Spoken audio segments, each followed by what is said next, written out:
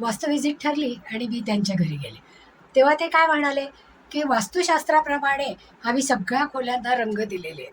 मग असं अगोदरच सांगितलं असल्यामुळे मी माझी कल्पना करून घेतली होती, की रंगसंगती एकदम चांगली असणार. असा विचार करून मी त्यांच्याबरोबर वास्तू पाहायला गेले आणि ती वास्तू पाहताना वास्तुशास्त्राप्रमाणे रंग आहेत असं म्हणणाऱ्या घरामध्ये इतके चित्रविचित्र आणि डार्क रंग दिलेले होते की बस. म्हणजे पूर्वेला ऑरेंज, येलो आणि रेड ह्याच्याच पट्टे ओढल्यासारखे रंग होते.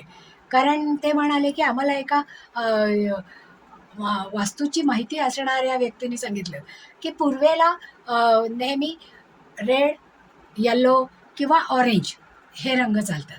मग आता आमची पूर्व पूर्ण मोठी आहे, त्याच्यामुळे आम्ही हे असे रंगांचे पट्टे दिले की लाल रंग थोडा, ऑरेंज रंग थोडा आणि येलो रंग थोडा.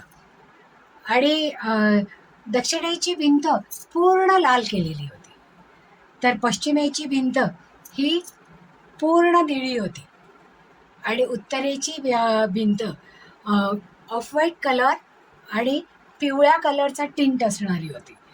अशा प्रकारे चार मुख्य दिशांचे कलर त्यांच्याकडे होते. म्हणजे गेल्याबरोबर ते रंग डोळ्यात भरत होते आणि डोळ्यांना त्रास होत होता. आता ज्यांनी कोणी वास्तूप्रमाणे रंग सांगितले असतील त्यांनी बरोबर सांगितले होते. कारण पूर्वेला रेड कलर, ऑरेंज कलर, कारण पूर्व ही उगवतीची दिशा आहे. सूर्य तिथे असतो. सूर्य सुरुवातीला लाल रंगाचा असतो, मग तो पिवळ्या रंगाचा होतो, मग मावळताना तो ऑरेंज कलरचा होतो किंवा लाल, ऑरेंज आणि पांढरा अशा कलरचे सूर्याचे रंग असतात पहा. आणि त्याच्या उष्णतेच्या तीव्रतेप्रमाणे त्याचा रंग बदलत जातो आणि पूर्वेचे ते रंग आहेत हे बरोबर आहे.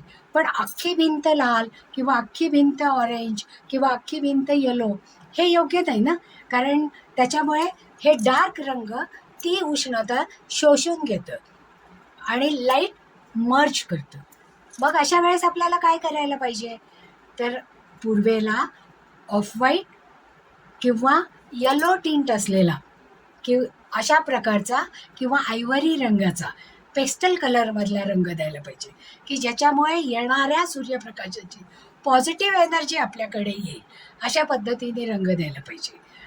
आणि मग या भिंतीवर काही रेड कलरच्या फुलांच्या फ्रेम्स, ऑरेंज कलरच्या फुलांच्या फ्रेम्स किंवा येलो कलर असलेले काही म्युरल्स किंवा काही शोपीस हे ठेवायला पाहिजे.